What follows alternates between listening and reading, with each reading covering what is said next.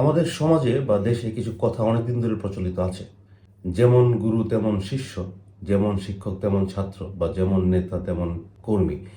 তো ভিডিও শুরু করার আগে কিছু নেতা বা কিছু গুরুর অ্যাক্টিভিটিজের একটা ছোট ক্লিপ দেখে নিই।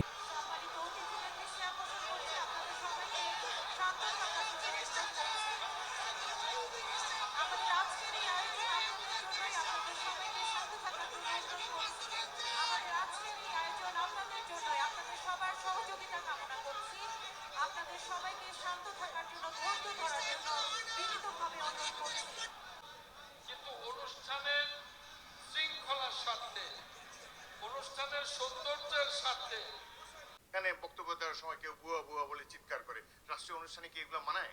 কবে আমরা শিখবো? যাই হোক, অত্যন্ত দুঃখজনক।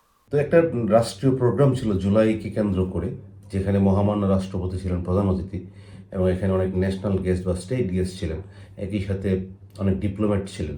এই অনুষ্ঠানে গিয়ে এই যে গেস্ট যারা ছিলেন, সামনে আসীন বা বসা ছিলেন, তাদের কর্মকাণ্ডে, তাদের যেই অ্যাটিচিউড, তাদের যেই চিল্লাফাল্লা একটা প্রোগ্রামে, ন্যাশনাল প্রোগ্রামে, এর জন্য কূটনীতিকদের পর্যন্ত বের হয়ে যেতে হয়েছে।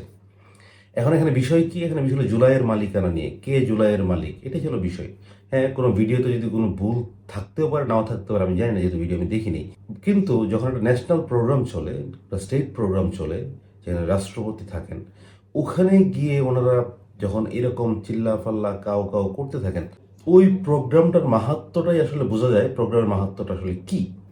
তো দেখেন, এখানে যারা গেস্ট হিসেবে যাচ্ছে, ওদের লেভেল অফ এডুকেশন, ওদের লেভেল অফ আন্ডারস্ট্যান্ডিং, ওদের লেভেল অফ গ্রুমিং আপ, ওদের মানে যেই বিচার বুদ্ধি, বিচার বিবেচনা আছে, এই লোকগুলা যারা বসে আছে, গুটি কিছু লোক ছাড়া বাকিরা, আমাদের যে ইউনিয়ন পরিষদ থাকে গ্রামে, ইউনিয়ন পরিষদের সামনে যে মেম্বাররা বসে থাকেন, ওই মেম্বারদের সামনে বসার যোগ্যতা নাই এই গেস্টদের। বাস্তবতা এটাই।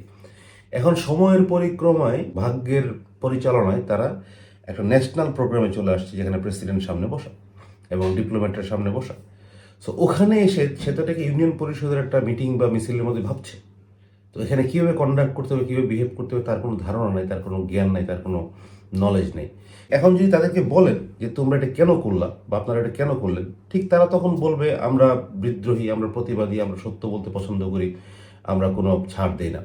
এটা হলো তাদের বক্তব্য। কিন্তু কোনটা বিদ্রোহ, কোনটা প্রতিবাদ, কোনটা অন্যায়, কোনটা বেয়াদবি, কোনটা ন্যাশনাল ইন্টারেস্টের এগেনস্টে যায়, এই জ্ঞান বুদ্ধি বিচার বিবেচনা তাদেরকে আল্লাহ তাআলা দেয় নাই। কারণ দেয় নাই বলতে তাদের দেওয়ার বয়স হয় না। এখন ধর, এখন যদি 20-25 বছর বয়সে কেউ মন্ত্রী হয়ে যায়, অ্যাডভাইজার হয়ে যায়, তখন তার আসলে শেখার বয়স নাই, তার তো আসলে জানার বয়স নাই, বোঝার বয়স নাই। ঠিক দেখবেন, এখানে একজন এমপিও বক্তব্য দিয়েছেন, ওই যে জনাব আক্তার, উনি বলছেন মাননীয় রাষ্ট্রপতি আছেন এখানে, আমরা সবাই সম্মান করি। সো একজন এমপি হয়ে বলছেন মাননীয় রাষ্ট্রপতি, কে মহামান্য, কে মাননীয়, national protocol, national warrant of president, এইটার ব্যাপারে একজন এমপি সাহেবেরও কোনো ধারণা নাই। উনি কিন্তু বক্তব্য দিয়ে দিচ্ছেন হ্যাঁ মাননীয় রাষ্ট্রপতি আছেন। গত কয়েকদিন আগে একটা ভিডিও দেখেছি, একটা ছবিও দেখেছি, চাইনিজ এম্বাসিতে একটা প্রোগ্রাম ছিল রাতের বেলা। ওখানে আমরা দেখেছি একজন সাবেক উপদেষ্টা সজীব ভুইয়া, উনাকে দেখলাম স্যান্ডেল পরে, পাঞ্জাবি পরে রাতের একটা প্রোগ্রামে গিয়েছে। এখন পৃথিবীর কিছু ট্রেডিশন, পৃথিবী ওয়াইজ কিছু ট্রেডিশন, কিছু কালচার, কিছু কাস্টমস, এটা হান্ড্রেডস ইয়ার্স ধরে গড়ে উঠেছে। যে আমরা সন্ধ্যার পরে কোনো একটা প্রোগ্রামে গেলে জুতা টুতা পরে যাই, শার্ট, ফুল একটা শার্ট পরে যাই, একটা স্যুট বা ব্লেজার পরে যাই, এটা হলো পৃথিবীর ওয়াইজ, এটা বাংলাদেশের না, ওয়ার্ল্ড ওয়াইড একটা ট্রেডিশনাল অ্যাকসেপ্টেড ট্রেডিশন। এখন এই ছেলে চলে গেছে হলো ওখানে পাঞ্জাবি পরে, স্যান্ডেল পরে, ওখানে সকল গেস্ট কিন্তু মিনিমাম একটা ব্লেজার পরা। সো এই যে একটা কাস্টমস বোঝা, ট্রেডিশন বোঝা, তাদের বোঝার বয়স হয় নাই, হওয়ার আগেই তারা এই পোস্টে চলে গেছে। এবং এখন এই পোস্ট থেকে নিজেকে চেঞ্জ করবে ওই মেন্টালিটিও নাই, এই মানসিকতাও নাই। কারণ তারা ভাবতেছে এটাই মনে হয় স্মার্টনেস, এটাই মনে হয় বোল্ডনেস, এটাই মনে হয় মডার্ন। বাট মডার্ন ডেইজেও এই জিনিস চেঞ্জ হয় না। আপনাকে কোনো একটা প্রোগ্রামে গেলে প্রপার অ্যাটায়ার করতে হবে, প্রপার ড্রেস পরতে হবে, প্রপার কথা বলতে হবে, এবং প্রপার বিহেভ করতে হবে। মানুষের যে পারিবারিক মূল্যবোধ বা পারিবারিক শিক্ষা, সামাজিক মূল্যবোধ সামাজিক শিক্ষা, এবং দেন রাষ্ট্রীয় মূল্যবোধ রাষ্ট্রীয় শিক্ষা। আর এই ছেলেপেলেগুলো নেতা হয়ে গেছে ঠিক আছে, কিন্তু তাদের আসলে পারিবারিক শিক্ষায় হতে দেওয়ার সময় শেষ হয়নি, তার আগে তারা সমাজে চলে আসছে, সমাজ থেকে রাষ্ট্রে চলে আসছে। ওদেরকে নিয়ে আসলে এই রাষ্ট্র বা এই দেশ বা এই সমাজ কীভাবে ডিল করবে এটা আসলে আমার জানা নাই। এই জন্য এই মহামান্য রাষ্ট্রপতি এখন বলতে হচ্ছে, দুঃখ লাগছে যে আপনারা রাষ্ট্রীয় প্রোগ্রামে রাষ্ট্রপতির সাথে ভুয়া ভুয়া বলছেন, আমরা কবে শিখবো। এখন দেখেন আরেকটা ভিডিও যেখানে তাদের শিষ্যরা জুলাই জাদুঘরে ঢুকছে এবং ঢুকার অবস্থাটা দেখেন।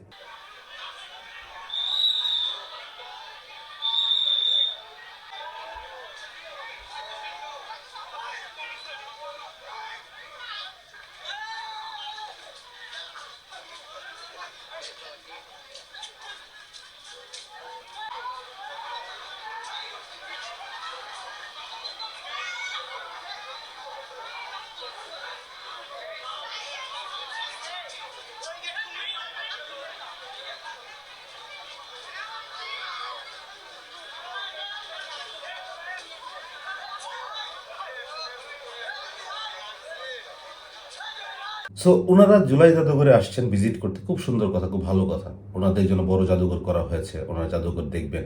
এখন এসে ওনাদের যে অ্যাপ্রোচ, যেটা মনে হচ্ছে এই জাদুঘরটা ওনাদের বাবাদের সম্পত্তি, ওনাদের দাদাদের সম্পত্তি, যেভাবে ইচ্ছা ওনারা এভাবেই ঢুকবেন। কোনো ডিসিপ্লিন দরকার নেই, লাইনের দরকার নেই, টিকেটের দরকার নেই, আনসার নাসার ধাক্কায় টাক্কায় চলে যাবে, এটাই হলো বাস্তব। এবং দেখেন আনসারদের সাথে বাক বিতরণটা করছে, কথাবার্তা বলছে, অ্যাজ ইফ আনসাররা দোষ করছে ওখানে ডিউটি করে। এটা আসলে ইনফ্লুয়েন্স। তারা দেখছে তাদের নেতাদেরকে, তারা দেখছে তাদের গুরুদেরকে, এরা এভাবেই চলে, এভাবেই কথা বলে। সো শিষ্য যারা ভিতরে ঢুকতেছে ওরা এভাবেই কথা বলবে। ওদের তো এই সব কিছুর যে ধাক্কা দিয়ে ঢুকতেছে, লাইন ছাড়া ঢুকতেছে, ভেঙে ঢুকতেছে, এগুলো সব হলো স্মার্টনেস, এগুলো সব হচ্ছে আধুনিকতা, এগুলো সব হচ্ছে সাহসিকতা, এগুলো বেয়াদবি না, এগুলা ডিসিপ্লিন ব্রেক না। সো দেখেন গুরু যে চলতেছে হলো রাষ্ট্রীয় প্রোগ্রামিংয়ে যেরকম করতেছে, শিষ্যরা বা কর্মীরা আরেক জায়গায় এসে সেম। এবং এইটা গত 2 বছর ধরে আমরা দেখেছি।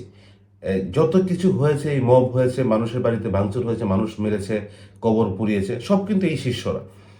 তো এটা আসলে তাদের দোষ দিয়ে লাভ নেই, কারণ তারা দেখছে তাদের যে নেতা, তাদের ডিসিপ্লিন এরকম, তাদের লাইফস্টাইল এরকম, তাদের প্যাটার্ন এরকম। সো ওরা ওইভাবে চলবে, খুবই স্বাভাবিক। ওদের এক নেতা আজকেও স্ট্যাটাস দিয়েছে ফেসবুকে, কথিত প্রধানমন্ত্রী চিটাগাঙে যাচ্ছেন। এখন আপনি আমাকে বলেন, দেশের একটা প্রধানমন্ত্রী যতক্ষণ পর্যন্ত আছে, এটা ওনাকে কথিত প্রধানমন্ত্রী কিভাবে বলা হয়?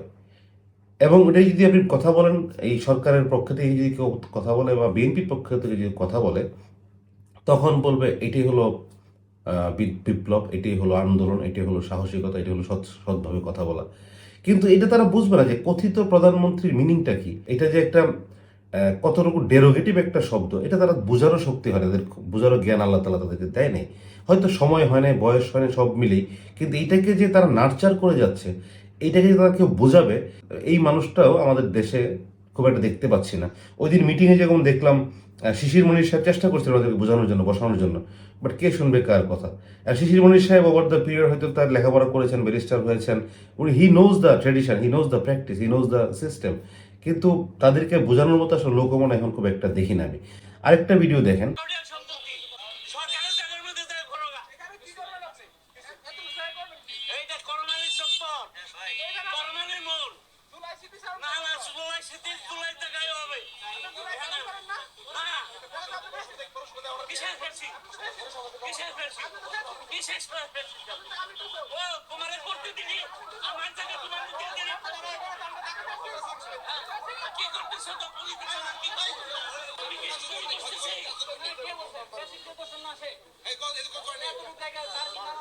তো এই ভিডিওতে কি আছে, ওদের শিষ্যরা বলছে বা ওদের কর্মীরা বলছে ওই লোককে ওনার জায়গা ছেড়ে দিতে, ওদের একটা স্তম্ভ বা কি একটা মেমোরিয়াল বা কিছু একটা বানাবে। দেন ওই লোক বলতেছে ভাই আমার জায়গা, আমার জায়গা কেন তোমাকে দিব? তো সে বলতেছে যে তুমি কি তাহলে জুলাই ধারণ করো না, তুমি তো ফ্যাসিস্ট। এই যে একটা বিষয়, জুলাই ধারণ করে না ফ্যাসিস্ট, এটা তো আসলে বিষয় না, বিষয় যে তার জায়গা দিবে না, এই জন্য সে ফ্যাসিস্ট। এখন যাই বলতেছে একটু জায়গা হোক, বড় জায়গা হোক, জায়গাটা তো ওই লোকের, কিন্তু এই জায়গাটা সে দিবে না বলেই তাকে ফ্যাসিস্টের দোষর বানানো হচ্ছে। এই লোকটার ভাগ্য ভালো যে এটা ইন্টারিম সরকারের সময় হয় না, তাহলে তাই তো মায়ের খাইতই, তার বাড়ি ঘরে তো কোনো ভাঙচুর হয়ে যেত এবং জায়গা অলরেডি দখল হয়ে যেত। এই যে তাদের একটা মাইন্ডসেট, এই যে তাদের একটা অ্যাক্টিভিটিসের প্ল্যান, এবং গত 2 বছরে তাদের যে নার্চার হয়েছে এভাবে, যে আসলেই সম্ভব, এভাবেই করা সম্ভব, দেশে এভাবেই কাজ করা সম্ভব, সমাজে এভাবে কাজ করা সম্ভব। তো এইটা শিক্ষাটা পরিবার থেকে তারা পায় নাই, তারা এখন দেখতেছি তাদের নেতাদের কাছ থেকে পেয়েছে, তাদের গুরুদের কাছ থেকে পেয়েছে।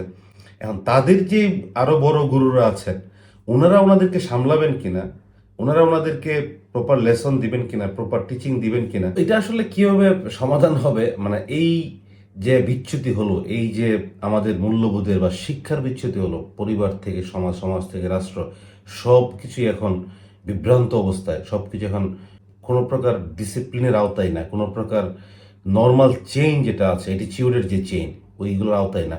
এটা কিনা আসলে কারা ডিল করবেন, কীভাবে কথা বলবেন, সমাজে কিছু করার আছে কিনা, রাষ্ট্রের কিছু করার আছে কিনা, সরকারের কিছু করার আছে কিনা, I have no idea, no clue. নাকি পলিটিক্স এভাবে আগাবে সামনের দিনগুলো, নেক্সট জেনারেশনগুলো এভাবে বাড়তে থাকবে, এটা আসলে আমি ঠিক বুঝতে পারি না। দেখি সময়ের অপেক্ষা কি হয় সামনে।